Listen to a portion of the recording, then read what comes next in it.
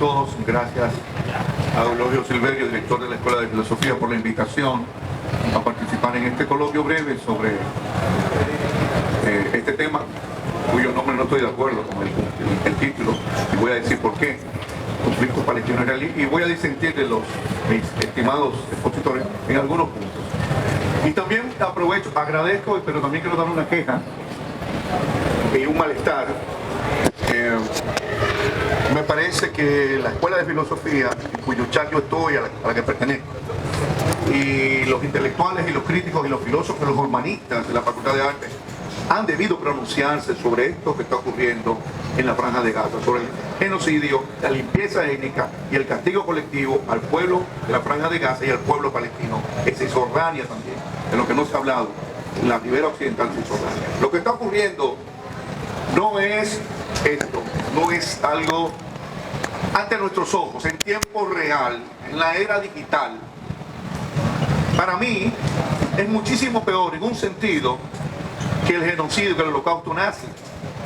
Porque está ocurriendo ahora, después de 60, 70 años de conciencia de lo que hicieron los nazis contra los judíos. Y porque a los demás, cuando los nazis crearon y hicieron los horrores y perpetraron los mayores horrores contra judíos y otras etnias también, no solamente contra judíos, lo hicieron encallado, en selvas, prácticamente en bosques. El pueblo alemán no se enteró, y mucha gente del ejército no se enteró de que existían los campos de concentración. Fueron descubiertos después por los aliados. Pero esto está ocurriendo ante nuestra vista, ante la vista de todos. Y yo no sé ustedes en qué están, si están en Alofoque o están en otra cosa. No sé en qué están realmente. Pero ustedes que son la generación de TikTok, solo tienen que poner Franja de Gaza y le van a salir información a favor o en contra. Yo pienso que ustedes deben enterarse de lo que está pasando en el mundo en este momento. O sea, es un genocidio de 11.000 personas, más en este momento, entre ellas 4.000 niños palestinos asesinados. Aparte de trabajadores, periodistas, 100 trabajadores de las Naciones Unidas para los refugiados de Palestina, periodistas de Al Jazeera, periodistas internacionales, civiles, niños, ancianos.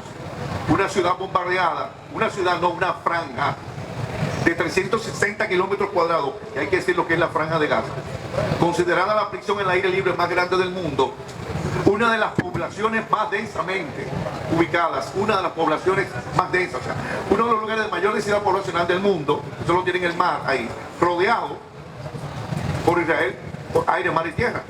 Jamás controla lo interno, pero Israel controla todo, porque ahí no pasa nada, ni entra ni sale, en la vida social, en la vida civil, en todos los aspectos de la vida que no controla Israel.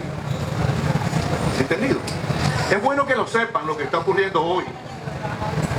Es bueno que sepamos. Y es bueno que los filósofos, que hablamos de Enrique Dussel y de decolonizar, y de las nuevas narrativas, y de la lucha por el feminismo, por el reconocimiento de los derechos de los gays, y que somos muy proclives y muy sensibles al problema haitiano, es bueno que los filósofos digan su palabra esencial también y no callen. Que digan lo que tengan que decir, ¿no? Y la UAS también se manifiesta. Porque yo lo que veo es mucho diletantismo y mucha huida y mucha evasión por no querer tocar algún tema o por no ser acusado de antisemitismo, cuyo chantaje yo rechazo, no es antisemitismo. Hay que diferenciar entre el odio a los judíos por ser judíos, que es antisemitismo, que es un problema sobre todo de Europa, porque los pogromos, las persecuciones contra los judíos se hicieron en Europa siempre, no en los países árabes. El problema judío es un problema europeo, como dice Avi Shlaim, un historiador británico-israelí que nació en Irak. En los pueblos árabes siempre hubo comunidades judías, siempre, en Irak, en Irán, en todos lados, y convivían. Yo no creo que es un problema desde los tiempos, yo no estoy de acuerdo con eso. Es un problema territorial que surge en 1948, porque en la Palestina histórica, que es el nombre que le dieron los romanos, un poco para provocar a los judíos, ese es el nombre, Palestina histórica. Convivieron durante siglos, durante los siglos del Imperio Otomano, y desde la época de Saladín, siglo XII, que combatió a los cruzados, a Ricardo Corazón de León, convivieron pacíficamente árabes, musulmanes, cristianos y judíos. Hay una narrativa falsa que dice que se han odiado siempre. No es verdad. Hay que estudiar la historia de la civilización y la historia de la cultura. ¿Por qué hay comunidades judías no en guetos como en Europa, que estaban en Varsovia y en Praga en guetos. ¿Por qué hay comunidades judías en Irak, en Irán, en el Líbano, en prácticamente todos los países musulmanes? Porque hubo grandes épocas de tolerancia y eso se quiere decir. No es un problema bíblico, es un problema político territorial. Y tú no puedes apelar a derechos bíblicos, a una antigüedad o a derechos de una promesa de Dios de hace 2000 años para reclamar un territorio hoy. Porque entonces hay que darle el territorio de Estados Unidos a los nativos americanos, o hay que darle el territorio de Dominicana a los taínos. Por Dios. Y a eso vamos. No. Es un problema que tiene que resolverse. De otro modo. Bien. Lo que está ocurriendo ahora es esto. Hay una Palestina ocupada desde el año 1948. Israel está cometiendo crímenes desde el año 1948. Y eso ha provocado de la otra parte una resistencia violenta. Hamas nace en el año 1987 como un movimiento islamista. Cuando el conflicto se radicaliza y se islamiza porque los grupos seculares y laicos habían fracasado, el Al-Fatah y la OLP.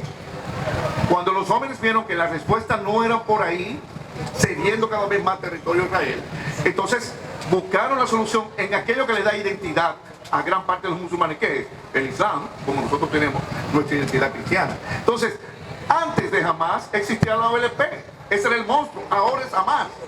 El asunto es que no se quiere reconocer la existencia, el derecho de un pueblo palestino a existir.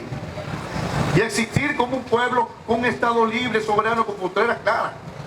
¿Qué piden los palestinos históricamente? Y es cierto lo que dicen. Hamas no representa al pueblo palestino. Pero el terrorismo de la ocupación crea el terrorismo de la resistencia. En los ataques del 7 de octubre se explican, no se justifican. Se explican porque hay toda una historia de violencia. ¿Quién es el oprimido y quién es el opresor aquí? ¿Quién es el ocupante y quién es el opresor? No es un conflicto, es una ocupación. Conflicto tenemos nosotros con Haití, porque somos dos estados legítimos creados. Incluso Haití nació antes que nosotros.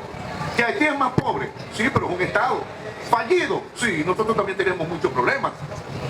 Algunos lo consideran un estado fallido. Nosotros sí podríamos hablar del conflicto de las relaciones dominico-haitianas como conflictivas, y hablamos del fusilatorio. Pero no puede haber un conflicto entre una potencia regional, una mayor ejército del mundo, y sin duda el más grande de la región, y una milicia radical armada.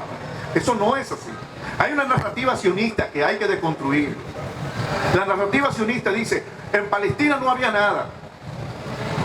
Cuando se creó el Estado de Israel en el 48, un Estado etnocultural, por cierto, probablemente el único del mundo, el único Estado, incluso más que las teocracias islámicas, que se define por una etnia, el Estado de los judíos, la patria de los judíos.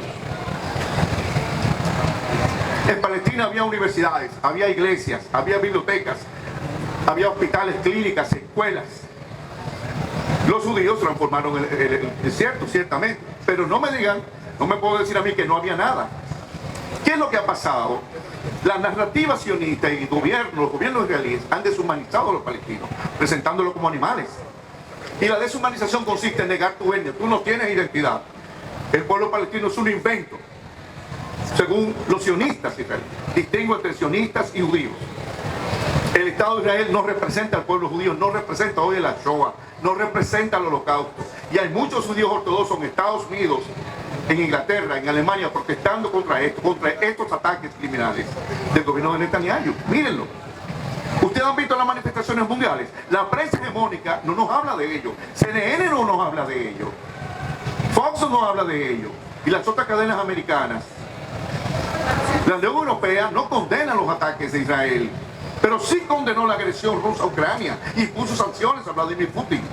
Pero en este caso no. Vladimir Putin es un criminal de guerra porque movió a unos niños ucranianos para salvarlos, según él, de la guerra, los movió hacia Rusia.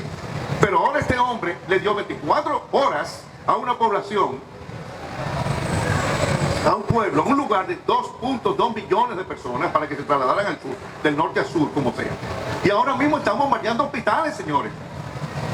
Son 4.000 niños muertos. O sea, yo no había visto nunca una cosa igual. Yo he visto la guerra de Siria. ¿Ok? Está bien, los rebeldes armados. Pero es una guerra más o menos entre un ejército y unos rebeldes armados por Estados Unidos. La invasión a Irak con 1.000.000 de muertos provocados. Toda la desgracia provocada por el imperio norteamericano en Irak, en Afganistán, en Siria. en Libia, en todos los lugares. Pero como esto no se había visto, son ataques deliberados contra la población civil. Definitivamente. Y nosotros estamos callados y queremos resolverlo con aguas tibias y no queremos tomar partido. Y además, en Alemania, por ejemplo, no se puede protestar contra la política de Israel. Yo condeno la política de Israel porque son genocidas, porque son desastrosas, son criminales, incluso son contra el mismo pueblo judío. El gobierno de Netanyahu no solamente es de derecha, maestro, es el más extremista y religioso de la historia.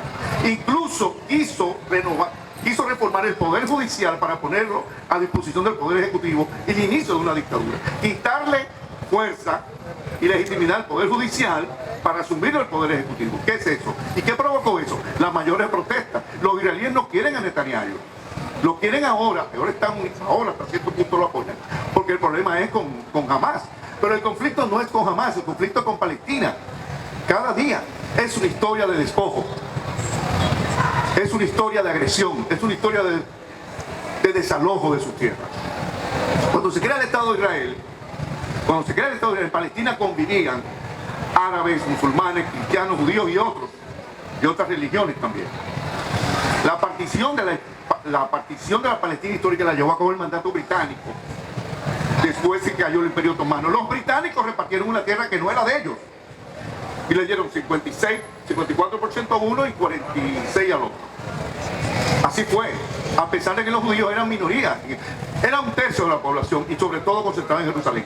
Pero con la declaración de Balfour, que no se mencionó aquí, de 1917, ya no si el movimiento sionista quería establecer una paz de un hogar judío en Palestina, un hogar, no un Estado. En ese momento no eran muchos. Recuerden que la nación judía es una nación históricamente diaspórica. Sí hay un derecho de los judíos masacrados por Hitler, por el nazismo, víctimas de genocidio, de los sobrevivientes a formar, a tener su país. Pero sí hay un derecho de la población local, original, que ellos encontraron ahí, los árabes y otros, cristianos y otros, a vivir en su tierra. Y yo digo algo. El problema del Medio Oriente, la solución del problema del Medio Oriente pasa por la solución del problema palestino y de un Estado palestino. Mientras no haya un Estado palestino, señores, no va a haber paz. Tendrían que masacrarlos a todos. Son 2 millones en Gaza y son 5 millones en Cisjordania, en la ribera occidental. Y hay otros 5 millones que son los refugiados, que están en otros países árabes y dispersos por el mundo. 10 o 12 millones de palestinos. Como dice Chomsky, ¿por qué no duele Palestina? Porque no tiene recursos. ¿Por qué no reconocen sus derechos? Porque en Palestina no hay petróleo, ni hay gas, no se ha descubierto todavía, no hay riquezas. Si haber riquezas, la situación hubiera sido otra. Los mismos árabes, los mismos pueblos y países árabes, otros se han portado mal con los palestinos. Entonces hay un derecho. Y lo único la única solución es la solución de los dos estados. Pero al sionismo israelí nunca le ha interesado el proyecto de compartir la tierra, señores. Si jamás es extremista, el sionismo tiene una expresión extremista también. Y yo digo, el problema no es religioso, pero tiene expresiones religiosas. Claro, claro que lo tiene. ¿Qué va a pasar? ¿Qué está ocurriendo ahora? El exterminio de la población palestina. La estrategia es, si ustedes lo saben, forzar a la población a irse, matar todo lo que se pueda y que la población de Gaza se tenga que ir por Egipto o que los países árabes resuelvan. Despoblar eso, anexarse Gaza, anexarse lo que quede de Cisjordania y completar el sueño del gran Israel. Si eso es bíblico, lo podrá hacer, pero no es justo en el 2023. Y yo disiento de eso. Nada justifica el ataque de Hamas. Los crímenes de Israel no justifican los crímenes de Hamas. Al revés tampoco. Los crímenes de Hamas no justifican los crímenes de Israel. Yo sé que algún día habrá un Estado palestino, libre y soberano, independiente, con fronteras claras, con Jerusalén Este como capital, como ellos reclaman, y con el retorno de los refugiados. Pero ahora mismo, del 54-46, la repartición de la Palestina histórica en el 48, en el 47, ¿saben que está? 78-22. Israel tiene el 78% de la tierra y Palestina solo le queda 22. En la franja de Gaza, ustedes saben, sin electricidad, sin agua, sin alimentos, Señores, esto es genocidio. Esto no es un asunto para que un grupo de sabios vengan a hablar aquí y a divertirse ante ustedes. Ustedes han visto 4.000 niños muertos. O sea, es algo que... ¿dónde están los muertos de Hamas? No, los de Hamas están escondidos en los túneles. Ah, no, que se confunden con la población. Ah, vamos a atacar las bases, atacando los edificios. La mitad de las casas y los edificios, la tercera parte ya, más de la mitad, están destruidos. Se llama tierra arrasada. Y ese crimen lo comete el Estado de Israel, que es un Estado canalla, que es un Estado terrorista y un régimen de apartheid, y que se debe ser denunciado. Eso no es antisemitismo. Esa crítica no es antisemitismo. Yo no puedo aceptar ese chantaje. No es antisemitismo. Nosotros hemos estudiado la historia del pensamiento judío y los aportes de los judíos.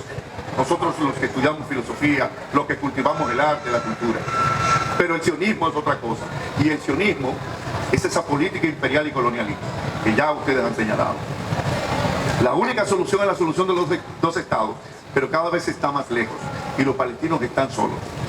Y los están masacrando. En este momento, ante la vista de todo, ante el silencio, la complicidad de Occidente que apoya a Estados Unidos, de la Unión Europea, de la OTAN, y ante nuestra indiferencia también. Y eso sí es lamentable. Bien, fuerte el aplauso. Me perdona la pasión, pero yo defiendo la causa palestina, no defiendo jamás, defiendo el derecho de los palestinos a existir. Israel tiene su Estado, Palestina tiene derecho a tener el suyo también.